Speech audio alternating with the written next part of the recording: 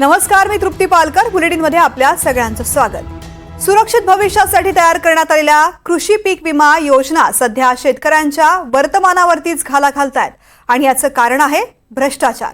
सरकारी योजना कितीही चांगली असू दे, पण तिचा लाभ खऱ्या लाभार्थ्यांपर्यंत पोहोचूच नये असा चंगच जणू व्यवस्थेने बांधलेला आहे. आणि यात पार मंत्रालयातल्या मंत्र्यांपासून ते तलाठी कार्यालयातल्या मदतनीसांपर्यंत सगळेच जण सहभागी असतात. त्यात आता आणखीन एक भर पडलेली आहे आणि ती आहे पीक विमा भरून देणाऱ्या सेंटर्सची.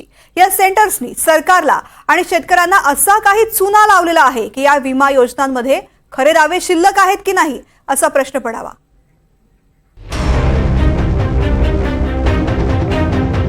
फळबाग विमा योजना राहणार की जाणार? राज्यातील फळपिकांचं उत्पादन घेणाऱ्या लाखो शेतकऱ्यांना हा प्रश्न पडलाय. कारण एकाच वेळी या योजनेतील 23% अर्ज बाद झालेत.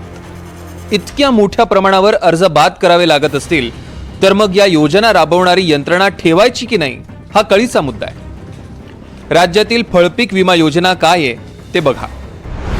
मृगबहारातील 13 पिकांसाठी हवामानावर आधारित पीक विमा योजना राबवली जाते.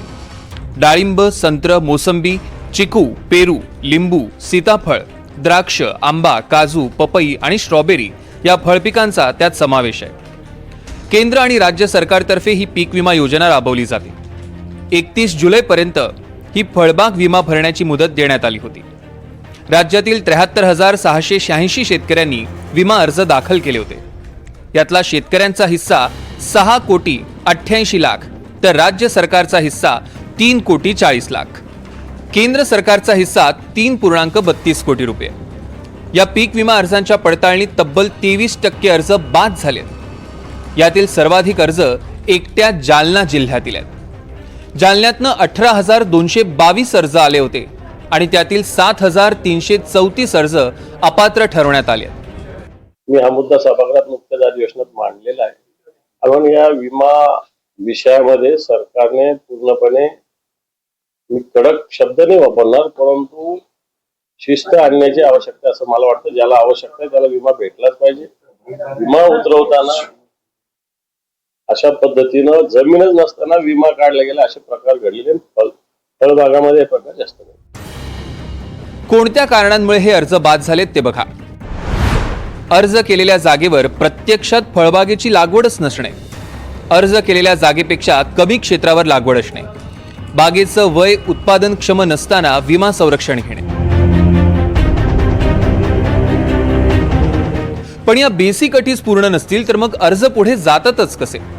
त्याचं उत्तर आहे कृषी विभाग, पीक विमा कंपनी, CSC सेंटर आणि बोगस शेतकऱ्यांचं साटलोट. कृषी विभागातील काही कर्मचारी, विमा प्रतिनिधी, बोगस शेतकरी आणि CSC सेंटरवाले शेतात फळबाग नसताना बोगस 7/12, नमुना 8चा उतारा, जिओ टॅग फोटो तयार करून हा फळबाग विमा लाटण्याचे उद्योग करतात असा शेतकऱ्यांचा आरोप आहे.